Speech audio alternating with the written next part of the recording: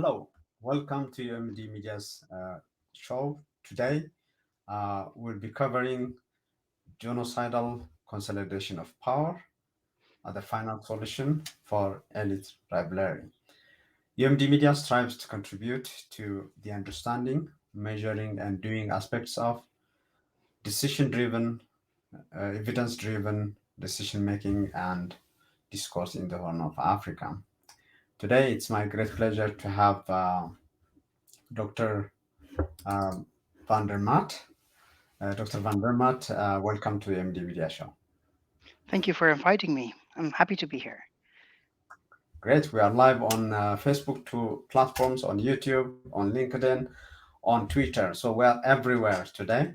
And the topic is of interest given this media has been working on covering the Tigray genocide, and there is a lot to uncover. We don't claim to understand everything yet, but we know there are a number of factors. So I came across your paper from 2020, but hmm I gather there is a lot to that. So for our viewers, I just want to make some introduction here, and you will add into that. So Dr. Van der Maat is a university lecturer at Leiden University in the Netherlands, and his area of research is interesting, covering mass violence and genocide, international security, comparative politics, dictators, all that. And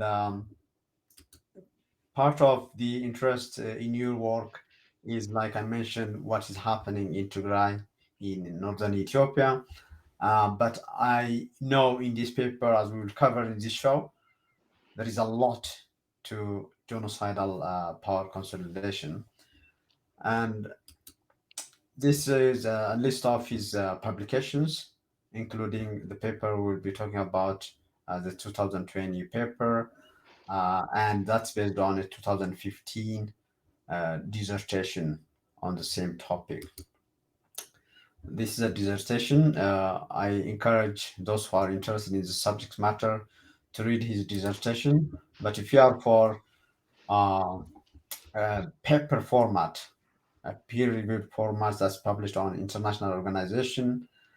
This is in 2020, fall 2020.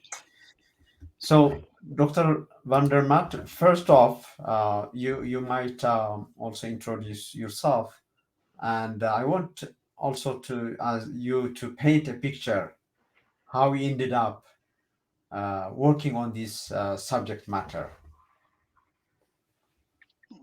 Okay. Well, I'm Dr. Van der Maat. I'm assistant professor at Leiden University, and I study genocide and authoritarian regimes.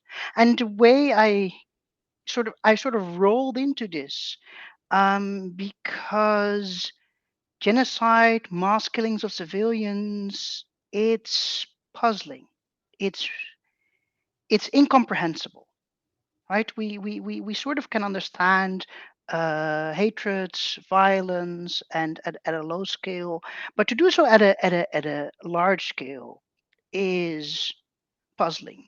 For one, because of the humanitarian cost, but on the other hand, it's also puzzling because uh, there's no clear benefit to targeting civilians on the basis of who they are. So whenever regimes do so, and whenever you, I, if we're targeted on the basis of who we are, on the color of our skin, our eyes, our ethnicity, our religion, there isn't much that we can do. We can flee or resist. And that's why this indiscriminate violence, this mass violence, generates resistance from civilians that can flee or resist. It solves all sorts of coordination problems.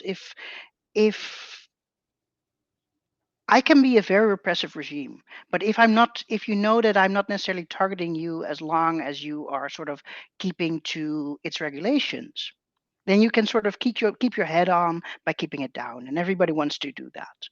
But when I target you because of who you are, you have little choice but to resist, as have others. And the difficulty of resistance and coordinating a resistance suddenly become so much easier simply for this government to target civilians. And so it doesn't make sense to target civilians. It's not good policy. And that led me to the puzzle, okay, why does it happen? And I did not have a clear answer, hence my study that tried to find an answer to that question. Interesting. Yeah, I think what you are saying uh, definitely echoes with many people who are struggling as we speak on why am I targeted for who I am and what is the option I am left with, right? So that we see when people think they can eliminate, avoid this hurdle to whatever they want in power to do in power, they see that the resistance becomes stronger and stronger. So maybe on terminologies, because you just mentioned about violence, mass violence, and so on. Mhm. In, both in the dissertation and in your paper, you differentiate between different types of or categories of mass violence. Walk us through that terminology, and we'll come back all as well to the very topic of it itself. What do we mean Okay, by viral okay. consolidation? So let us start with. Uh, I have different cutoffs, but let us start with violence itself, and let us make the difference between selective and indiscriminate violence. So selective violence, also according to Calivas, is violence that is targeted and based on the behavior of the victim. And what does that do? Well, if you transgress, if you break the rules, if you resist the government, we may kill you, we may kill your family, we may put you in prison, but it is selective. It's based on the behavior of individuals. So if individuals resist or if individuals break whatever norms the regime has, they are targeted. That's selective violence. And selective violence communicates to everyone. It's sort of the audience that sees, well, as long as I don't do that, as long as I don't rebel, as long as I don't resist, I'm going to be safe. And so selective violence creates control. Selective violence isn't easy because selective violence also requires information. So that's the problem. You need to know who is actually resisting you. And governments have all sorts of ways to deal with that. Now, indiscriminate violence is puzzling. Indiscriminate violence is not random violence, but it is violence that targets you not on the basis of your behavior, but on the basis of who you are, or where you are, or what religion you have.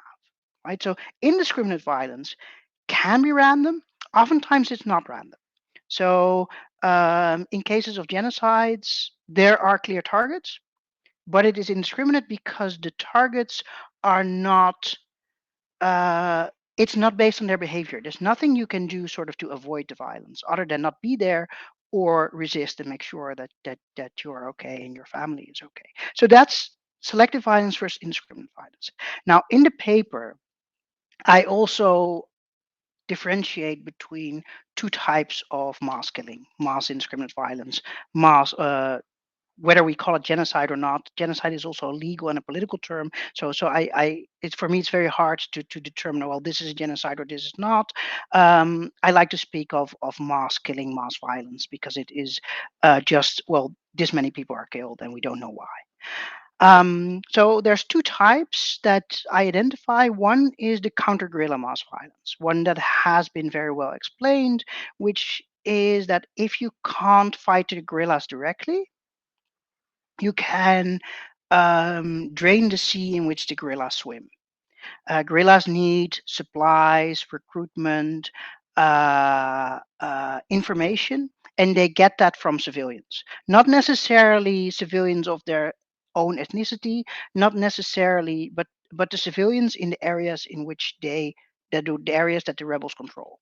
Now, if a government really cannot fight a rebellion and it's a very costly rebellion and the government is has a potential of losing, that's when we sometimes see these mass killings whereby a strong government, a dominant government, tries to remove the civilian population in order to fight a guerrilla rebellion. That's the counter guerrilla mass violence. And that we see quite well often is not the word, but it occurs. For example, during the Boer Wars, um, or in Guatemala, whereby civilians are targeted to sort of disconnect the rebels from the population. Iraq, the Anfal operations. Also, all sorts of counter guerrilla, whereby the guerrilla is strong, the government can't find the guerrilla directly, and so they target the civilian support base of the guerrillas. Now, the thing is, guerrillas don't necessarily need uh, they don't need co-ethnics to support them, right? That what we see in Latin America, whereby the guerrillas are not necessarily co-ethnics of the local population. The guerrillas just need to be there. They come into a village, they have guns, and they get the support they need. So that's not necessary. Um, so a government, in order if they want to drain the sea, they will have to sort of remove civilians from the places where the guerrillas are active, which we see in the Anfal operations. And what we see when we look at these genocides and mass killings, that is not always what happens, right? Some mass killings are uh, they occur not necessarily where rebels are active. They don't necessarily occur during guerrilla. They are much more based on ethnicity than on where the rebels are, and we don't have good answers for these types of genocides, the ones that I dub potential genocidal consolidation. Interesting. Yeah. Does that And answer your then, question? yeah, it does. I will also come back to that. So on this, on your study, what you did is looking at 54 years of data. Hmm. Uh, and maybe I think it's good to just tell us in terms of the cutoff. So there is even a number where you talk about 10,000 people killed and so on. So both in terms of time and the threshold. So I wanted to have a cutoff after the Second World War. Was that necessary? Well, Nazi Germany is a pretty weird case because with the Holocaust, it's one of the few countries that had a genocide when it was also fighting a war of expansion, and I think it's quite different. Most international relations looks at after the Second World War, and that is also a place in which a lot of data is available. So a lot of data sets and data availability starts with the end of the Second World War. Um, I think my earliest case is Mao 1949. And 2004 is also a number that, well, I started my PhD in 2010, and 2004 was a date in which a lot of data was available.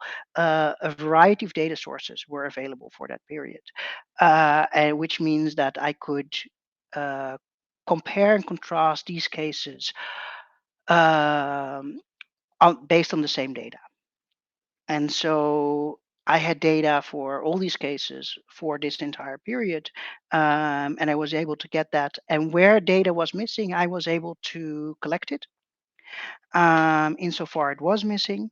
And after 2004, several data sets ended. So some ended at 2004, some ended at 2006, but a lot of data sets that had been created ran until that time. So I made that the cutoff simply for feasibility reasons. Mhm. Okay, great. One point that you mentioned there is there is for the rivalry for the elite in rivaling for power. There is the out group and the in group. And you painted, your framework talks about how everyone within the in group almost targets the out group, but then the machinery, once done with that out group, comes back to the in group to just push out or purge the rivalries there. So can you talk to this subject, like the out group and the in group, with the examples you have had in this Yes, yes. So the out group and the in group. Um,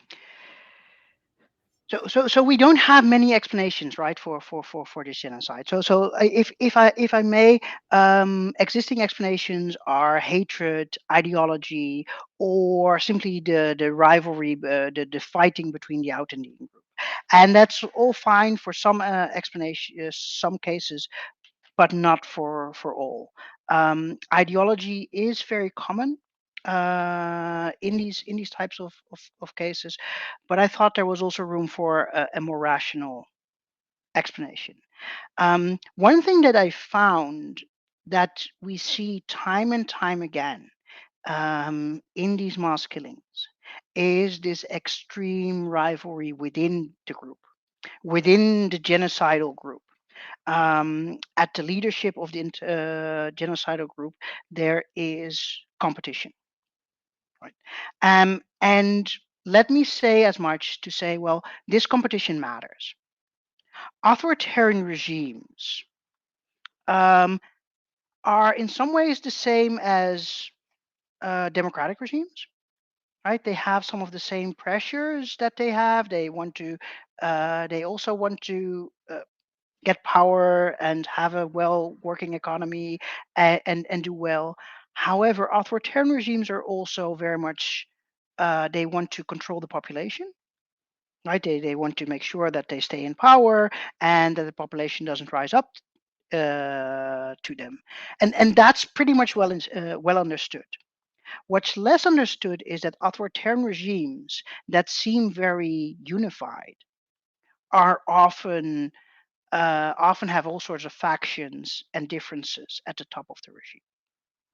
And this is common that there are some differences, but these differences can quite suddenly turn quite volatile and dangerous, uh, particularly because there's no reliable actor, there are no reliable institutions that sort of protect elites against other elites that might want them out. And because, well, we may be best friends, we may have fought in the independence war together. However, I cannot commit to keeping you safe. You cannot commit to keeping me safe. And so, even though we sort of trust each other, we both know we're better off without each other. And we both know of each other that we're better off without each other, and so we might both want to strike first. And so, at times in authoritarian regimes, we see this rivalry pop up, right? Whereby leaders, second in commands, chiefs of staff, vice chairman challenge each other, and they're fighting for survival. And these elites at the top of a regime, they're all trying to sort of secure their own position, because if they don't, um, the outcome is often bad, right? If you lose the rivalry fight, you're often imprisoned, you may be forced into exile, or if you're unlucky, you're executed. So there's or killed, and that is for the leader and for generals, chiefs of staff, vice chairman. The people at the top are living in this fragile equilibrium. And when that breaks, everybody is trying to strengthen their own position. And what we see in these cases where we have this high elite rivalry, that different groups are trying to sort of create fait accomplis, right? They try to change the facts on the ground in order to strengthen their position and weaken that of rivals. Well, genocidal consolidation is one of these fait accomplis, right? Why? Well, a faction that facilitates violence against civilians can build new coalitions. They can build coalitions with people that gain from violence. Everywhere, in every country, in every society, there are people available that have most to gain from violence. For example, from looting, from status, the power that a gun gives. If you're homeless and unemployed, joining a militia is not a bad deal, right? You get some payment, you get something to eat, something to drink, and you can loot, and you get status. Suddenly, you're the big guy. You're the gangster, right? And so suddenly there's a lot of power, there's status, there's and so we authoritarian regimes sometimes pay militias with violence. Well, you go to this village, take whatever you want, or you are now the in control here. You are now the boss. And so violence, extreme violence against outgroups can build coalitions. They can help and create pro-government militias. And pro-government militias are not great. They're not great because they use a lot of indiscriminate violence, which generates resistance. They're not great because they're not actually they don't fight wars to fight wars. They're not soldiers. It's quite easy to sort of repress civilians. That's what militias do. That's what they can do. Loot a little bit, push civilians around, take whatever you want. But well structured troops and militias just they are either killed, but usually they just flee in front of well structured troops. So militias aren't that great. But in a competition with your rivals, it's good to have this private army that you can also set against potential traitors. Look, this general is a traitor to our country. Look, this burgomaster is a traitor to our country. They are not part. They are, for example, with the RPF. They are trying to support the enemy, and you can then use these militias to sort of throw sand in the engine and really pressure local officials to sort of step down, look away, or fight. Right? And that's the second mechanism here. Um, During genocidal consolidation is a little bit like a coup. Every local official wants to pick the winner, pick the winning team.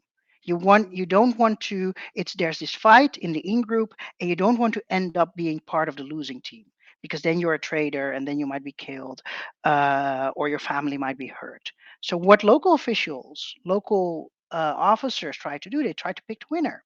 Well, with these militias, with all this violence going up in the country, who is the winner? Well, let's some will easily just join the violence, thereby switching sides from uh, the say an opposition to extremists, right? So they might pick sides. Some might just step down and not do anything, and some might resist. And ones that resist, they we see, for example, in Rwanda, that they can resist quite effectively for a while. They can, if local officials that wanted to resist the genocide, Hutu officials could sort of gather Hutu and Tutsi, protect their own villages against the militias, keep order. The problem is obviously that's only part of the local officials will do so.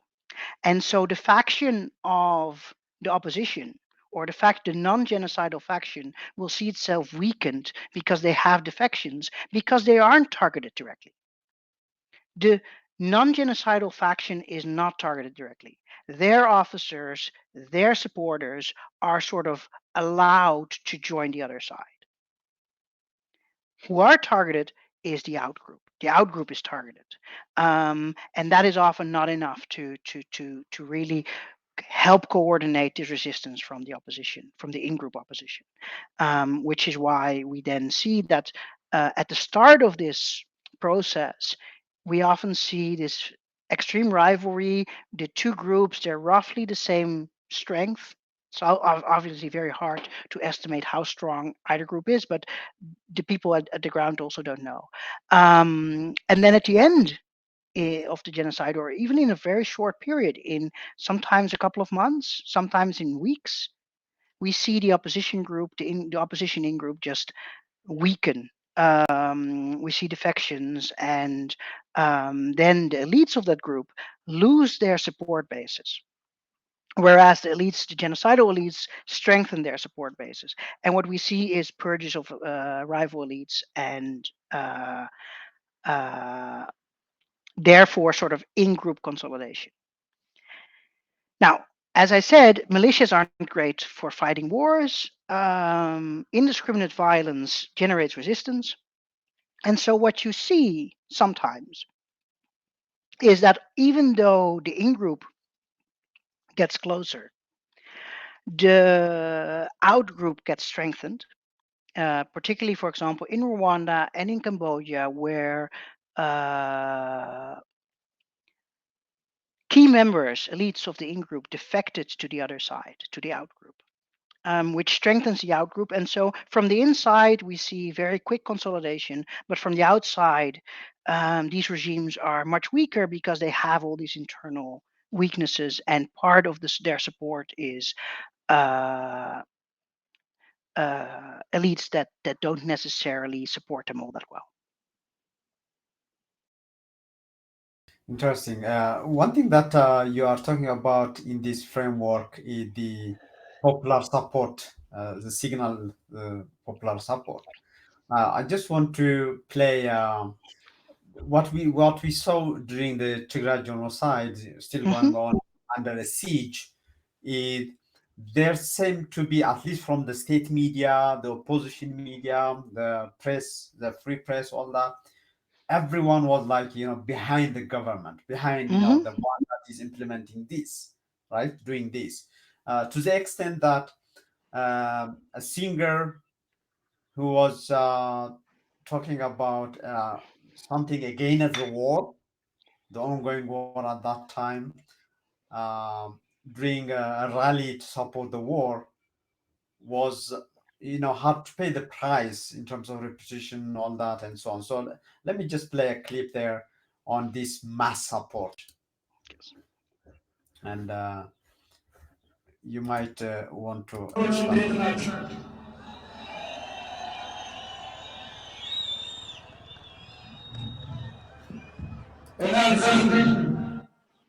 ልዘፍን አይደለም የመጣውን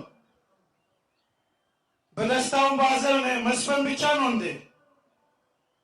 የሚዘፈንና የማይዘፈን ቀን ይወቃ። እኔም ራሴ የቱ ጋር ቆመ ልስፈን? የቱ ጋር ቆመ ልዘምር? የቱ ጋር ቆመ ልናገር? እንደዚህ ተጣቧል ሰፈሩ።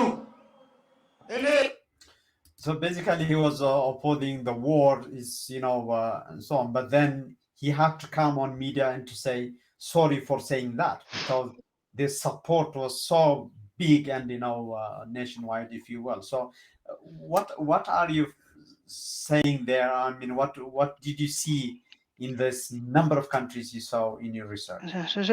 So one thing that is very obvious is that there's a lot of pressure to support. And there is a you're either with us or against us. If you're not with us, you're a traitor. And this makes sense also in a divided society. Um, One of the first goals is to make sure that visibly everybody supports the violence. One thing that we saw in, well, say in Rwanda, for example, one thing that we saw is that killings always happen by day. That's and people went around to actually gather. So militias went around to gather the Hutu from different farmsteads, bring them together, and then plunder Tutsi farmsteads or kill. And even the people that didn't really want to go, they were sort of forced to go. You can imagine having a couple of teenagers with guns or machetes asking you to join. It's very hard to say no.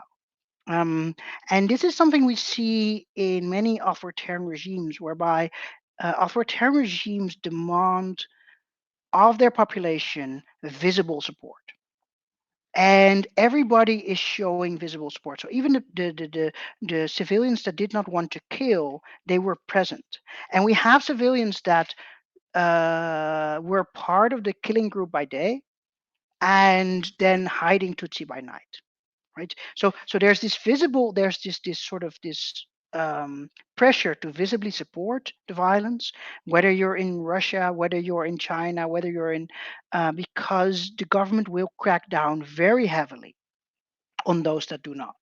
And they'll use their thugs, they'll use their militias to make sure that people that don't are punished. And it's very visible what will happen to you if you don't. Which means that you then get everybody saying, well, I support the leader. I support the genocide.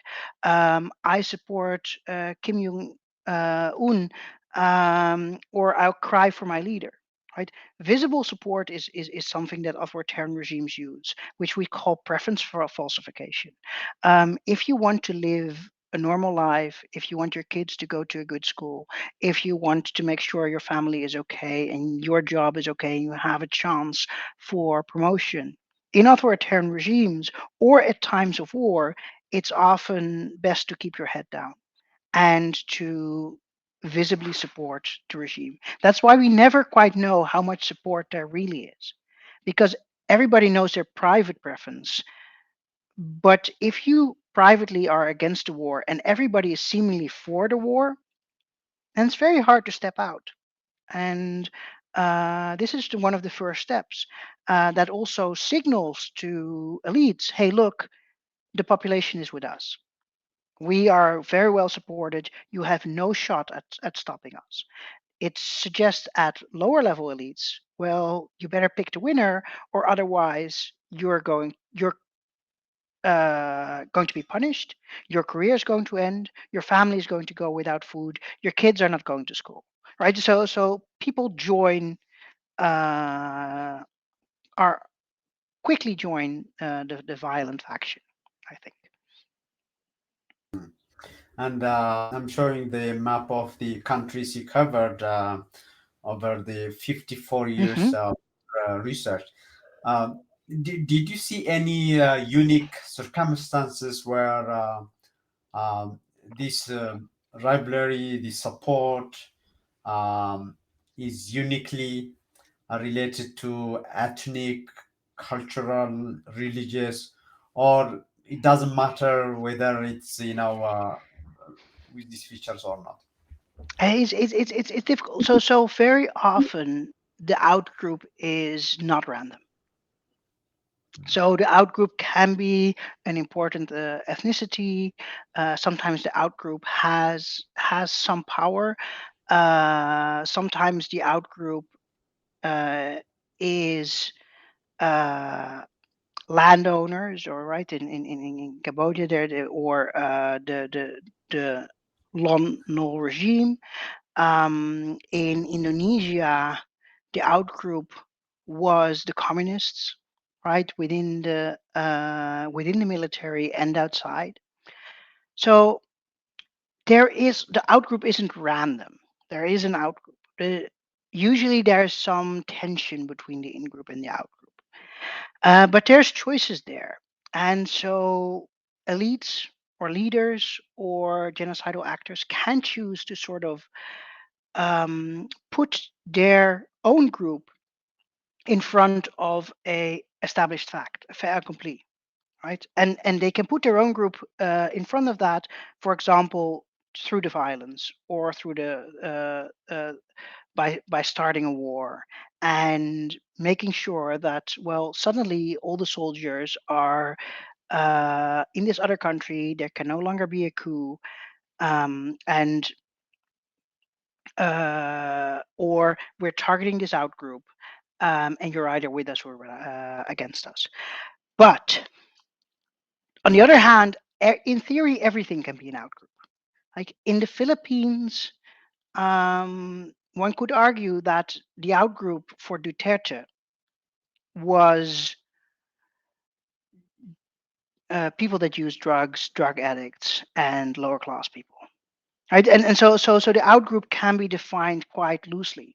In Pol Pot's Cambodia, the outgroup was first members of the Lon Nol regime, members of the previous regime. Then it was soldiers of that regime. First officers, then soldiers, then teachers, then landed farmers, then middle class farmers. There was always another outgroup, and the outgroup just grew and grew and grew, and the in-group got smaller and smaller, and that society just became very small and well controlled by Pol Pot in a couple of years, where it was first he had all these warlord rivals, and by the end, just before he was defeated by Vietnam, he had sort of um, he was in full control of the country, and he had also purged the most powerful rivals in the east of the country. So yes, there is always there's often an ethnic component or a political component. The outgroup is not random.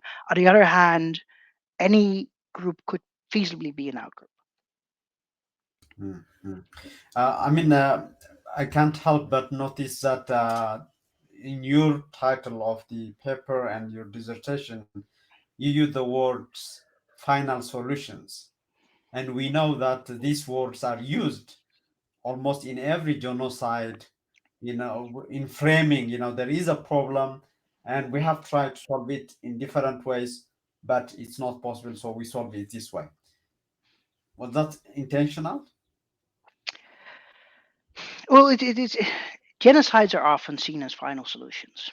Genocides are often seen. Well, there's nothing else we can do. We cannot deal with this outgroup.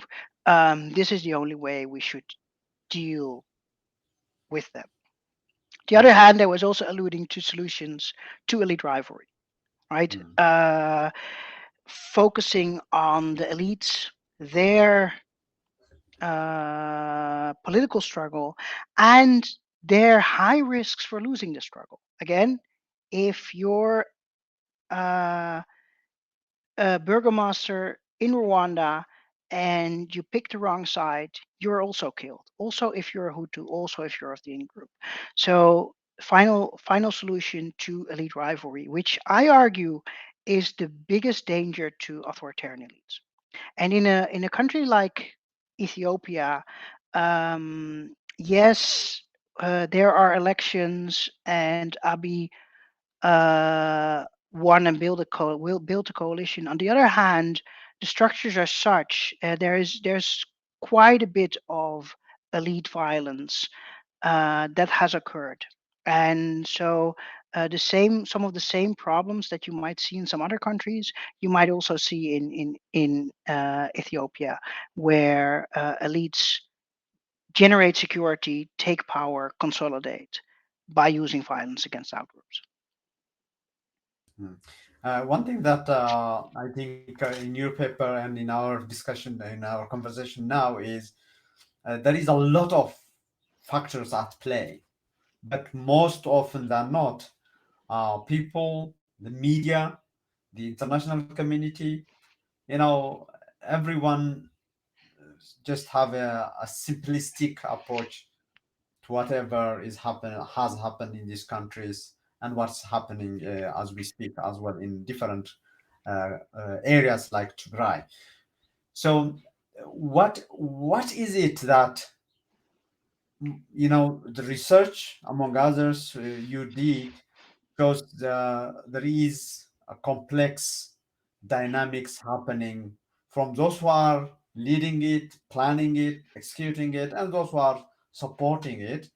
Whereas the solution from the decision makers, international community is just a simple one saying, "Come together, talk to each other," all that.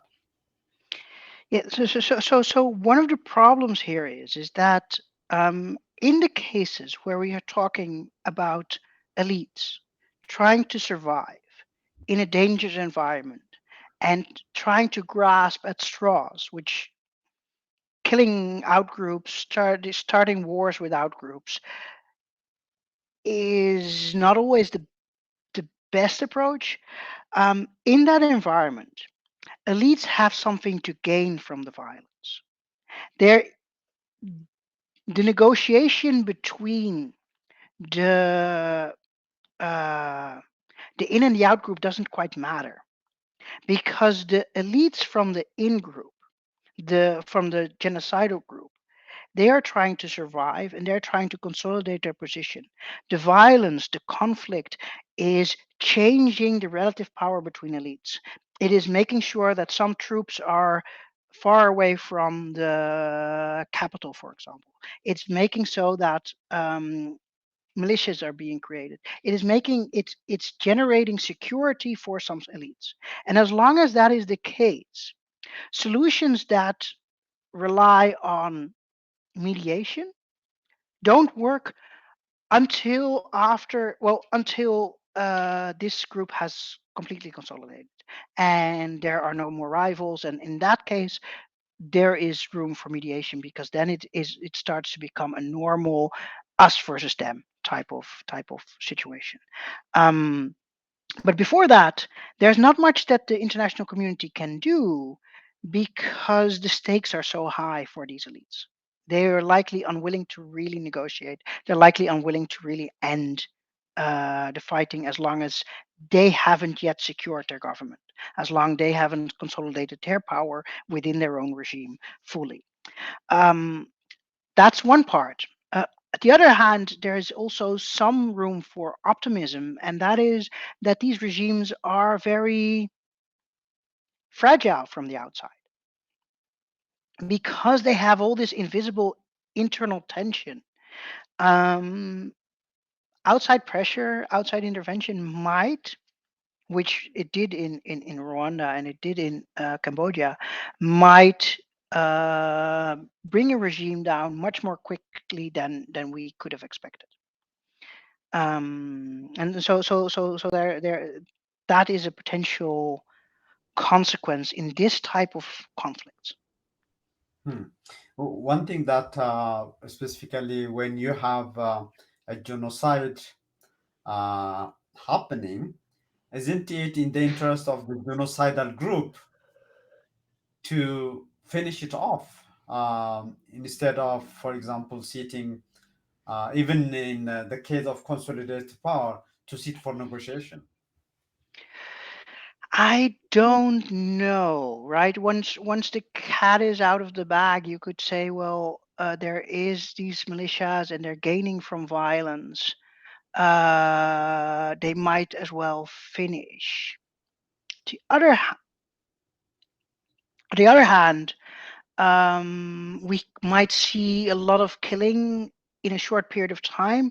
We do see consolidated leaders become less violent. So one thing that I noticed is that if we look at these leaders at these times of high rivalry, they are very likely to well, they're very violent. Um, but afterwards, and we don't have that many cases, but if we think of a Mao or of a but even of a Suharto, we see that after this period, the violence just subsides. um, the militias are there. They are no longer as needed. The militias, actually, the militias can become a liability even. And one thing that I observed that I don't necessarily have a lot of evidence for is that after this violent period, the guns are often turned towards the militias, and they are violently taken out. At least their leaders are. And I think that's something we saw in China when the Red Guards were demobilized.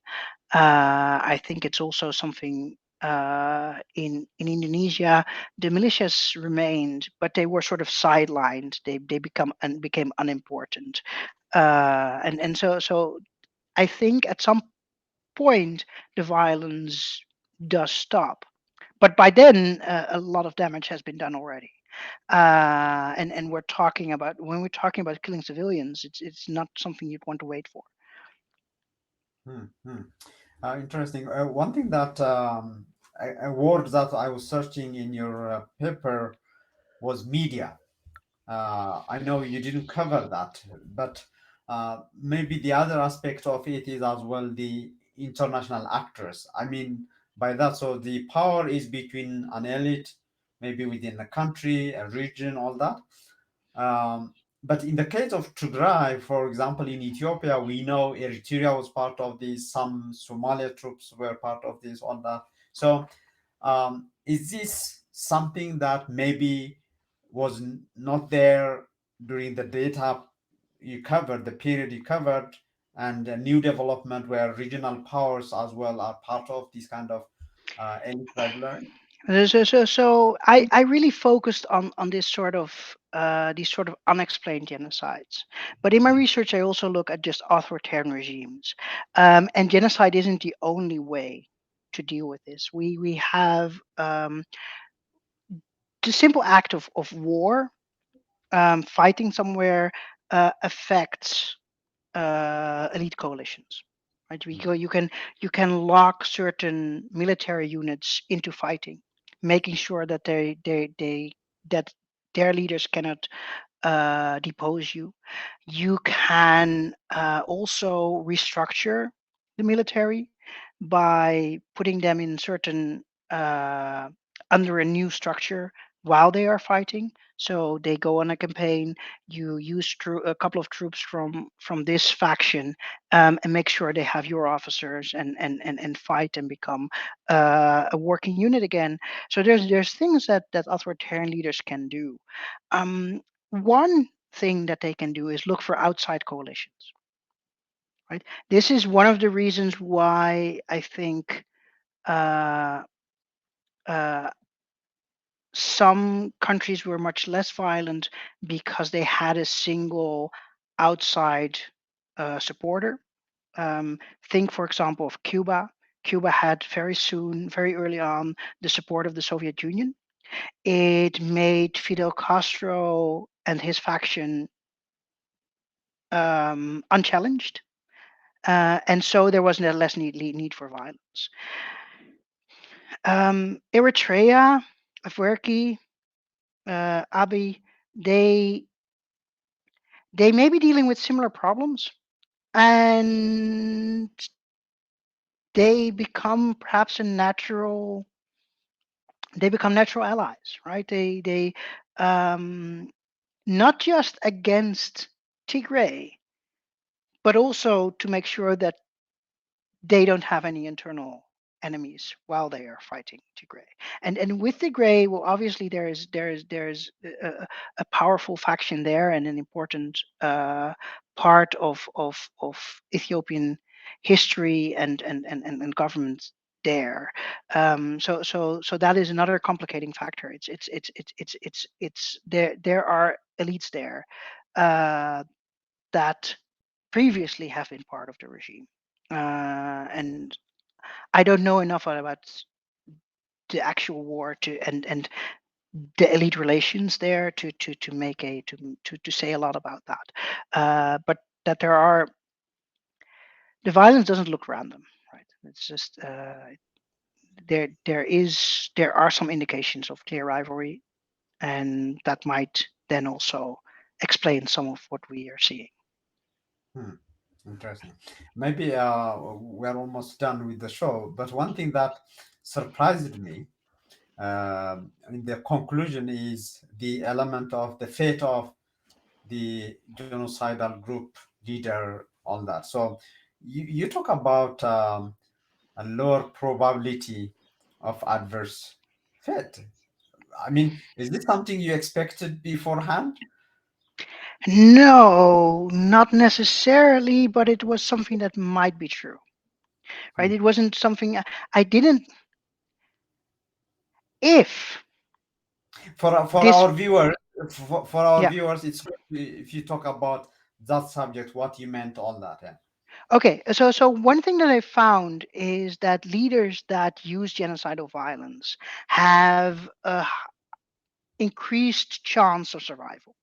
Uh, a slightly reduced chance of dying, a slightly reduced chance of being imprisoned, a reduced chance of being overthrown by internal enemies, which all fits with the idea that this violence isn't random, that this violence serves a purpose, that there is some sort of connection between elite rivalry on the one hand and the violence on the other, and that the violence doesn't necessarily hurt the leaders.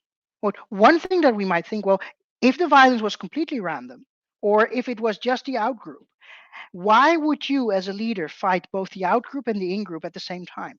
Why not fight the in-group first? They are the most difficult challenge. You become fully consolidated. You have no one to stop you anymore, and then you start attacking the outgroup. But that's not what happened. It goes together, and that's weird. That's weird.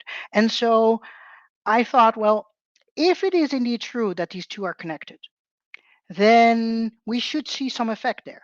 We should see that there's less challenges from the in group after the genocidal consolidation, and there is perhaps a little bit more damage from the out group because you're targeting the out group and they rebel and join together and may even win. Right, so it's a risky strategy, and this is what I found. I found when I paired leaders that were using genocidal consolidation to those leaders that were most similar. And that was just some sort of model whereby I sort of fit the leaders on a variety of characteristics. To those that were most similar, then we see, well, the ones that do use the violence survive a little more, get imprisoned a little less, get overthrown internally a little less.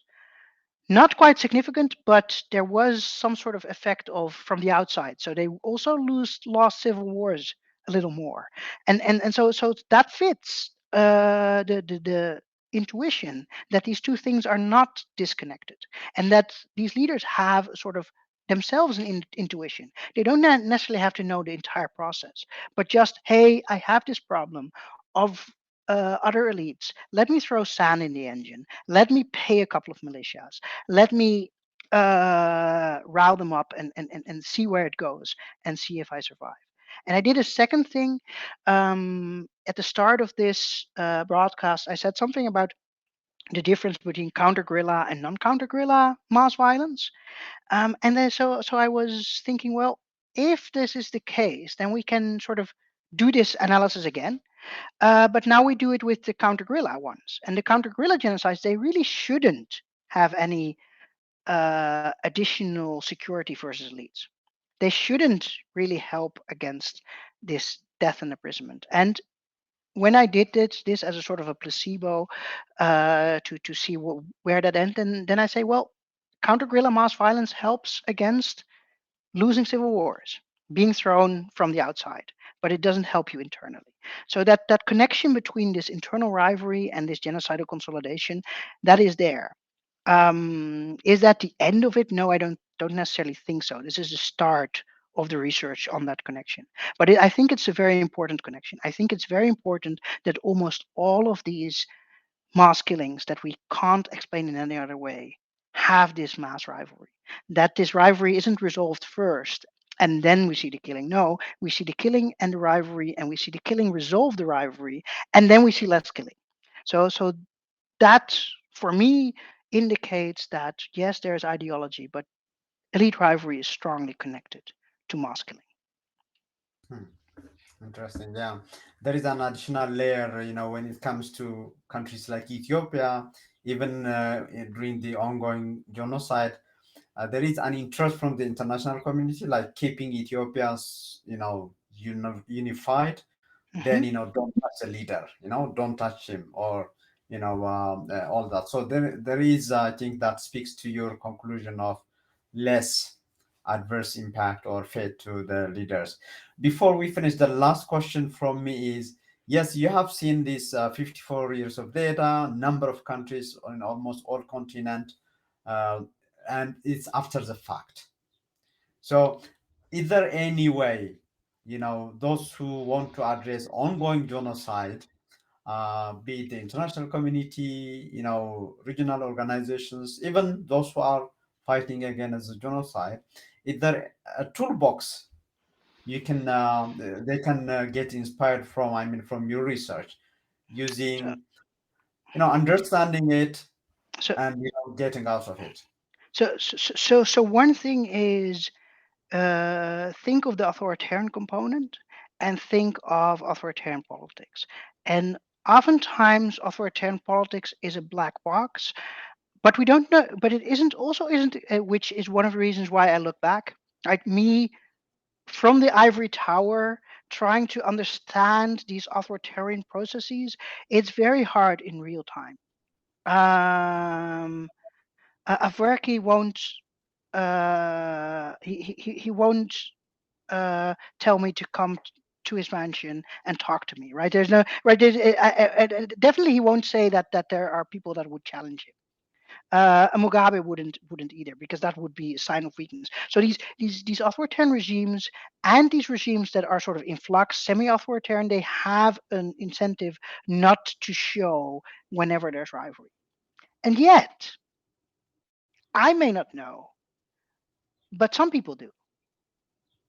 There are real signs, there are real signals, and once there is this competition, like it was in Myanmar between different factions of the military, some people notice. And one thing that I would suggest is to look much more carefully at these processes. We sort of know the country attributes of which societies are at some risk of genocidal violence, but we don't know when it happens. So my suggestion is look at at those rivalries, because those are very dangerous times, which means that are times that we might help. Um, we can think as an international community, okay, how can we affect rivalry, or how can we secure people? We can think of things like golden parachutes, perhaps, or pushing people out. We can think about interventions that may be cheaper or at least less risky than they seem because of this internal struggle. Um, Media wise, I think the awareness helps. It's very hard, because I where can you really help people, right? And it becomes especially problematic in cases where a state cannot be challenged because the state is too strong and the political will is too weak to really intervene. Um, Here, also in negotiations, keep in mind that there are elites fighting for survival that are at the table. There may also be elites fighting for survival that are not at the table. One might be able to leverage that, but I haven't thought that through how in full. Hmm. I think and hope that this is a subject matter that you'll be researching on more, and others, I will. colleagues of you. And I really hope as well to speak to you on your research and your insight for what's happening down there and elsewhere. But for today, thank you so much for your time. Thank you so much for inviting me. Thank you very much. I was very happy to come, and thank you so much. And good luck. Okay, good night. Good night. You have been following us live on Facebook, YouTube, Twitter, LinkedIn. Today, I had the pleasure of conversing with Dr. Van der Maat from Leiden University in the Netherlands. And the topic was genocidal power consolidation, final solutions for two elite rivalry. This was based on his research from 2015 as a dissertation and published as a peer reviewed in the International Organization Journal in 2020. I will see you with the H panel on Friday. And until then, bye from now.